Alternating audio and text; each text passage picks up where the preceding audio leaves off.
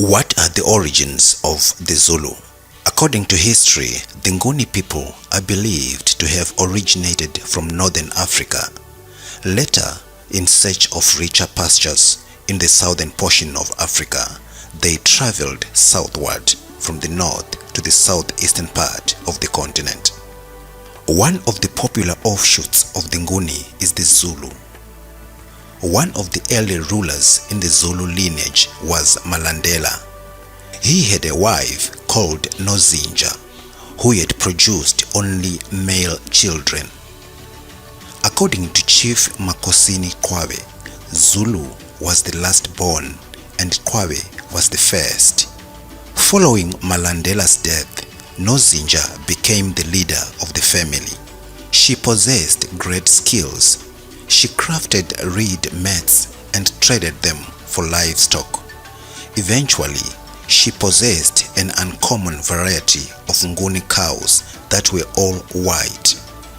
Qwabe came home from a family argument one day to find Nozinja's special cows in a separate kraal. When Qwabe asked who owned them, she said they belonged to his younger brother, Zulu. He argued that he should receive the entire fortune because he was the heir.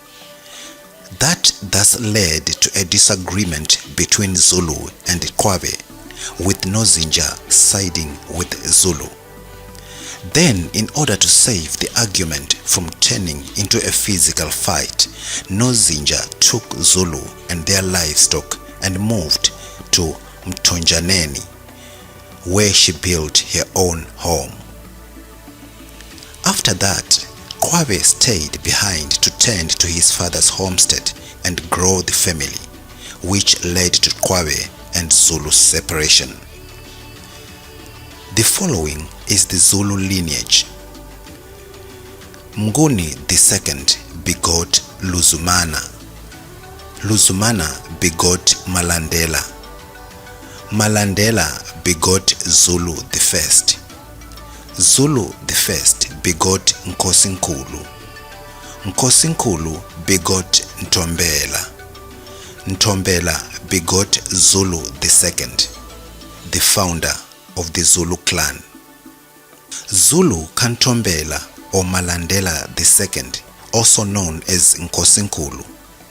Some sources say Zulu was the son of Ntombela and Ntombela was the son of Malandela. Zulu was the founder and chief of the Zulu clan from 1627 to 1709. His grave is in the Makhosini Valley, a national monument on the banks of the White Mfolozi River. The well-known oral story says Punga and Mageva are the two boys that Nkosinkulu or Zulu fathered. Some sources say before Punga and Mageva, there was Gumede Kazulu, who was the chief of the Zulu clan, and then after him, there was Punga no Mageva. Punga Kagumede, son of Gumede, ruled until 1727. Punga died without an heir and his brother Mageva took over.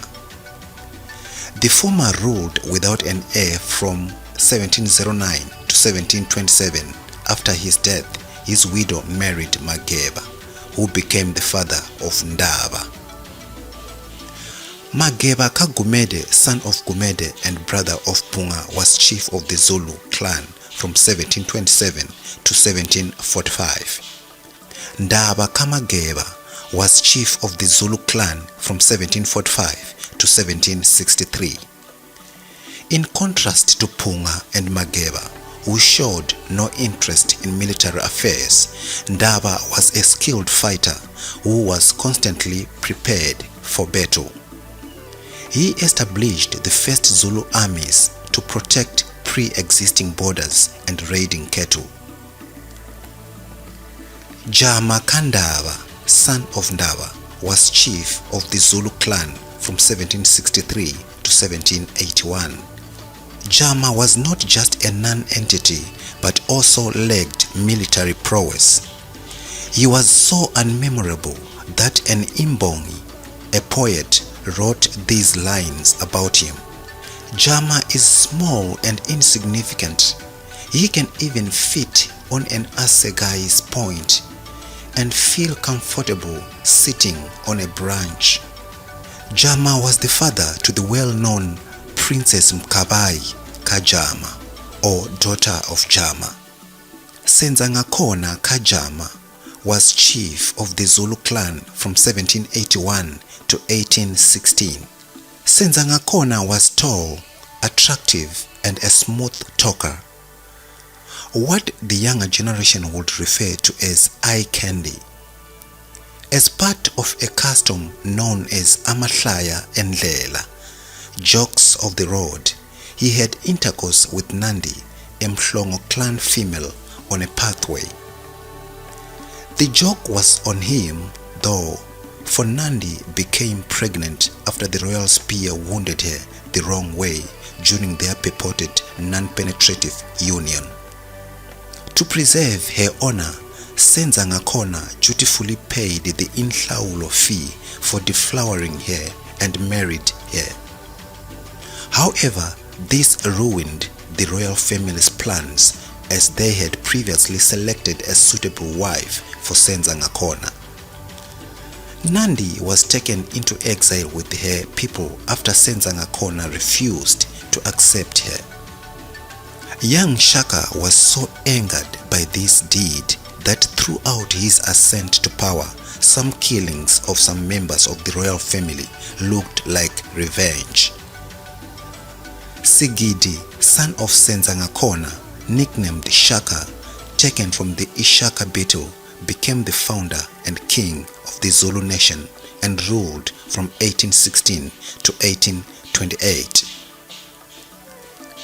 Growing up, Shaka faced discrimination due to his Zulu heritage from his mother's people, the Mhlongos. He became a fierce combatant and an angry young man as a result of the trauma he experienced. He received early training to become an expert warrior and military technician.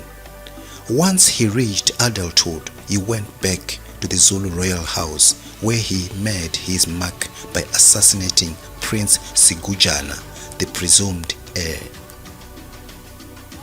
Shaka continued to be associated with the military might and pride of the Zulu people through song, literature, film, and legend.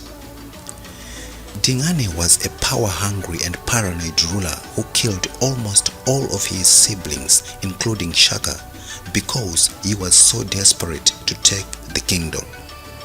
But as he was about to execute his surviving brother Mpande, Ndlela Kasompisi, the prime minister of Dingane of the Ntuli people, intervened, fearing that the murder would break the royal line.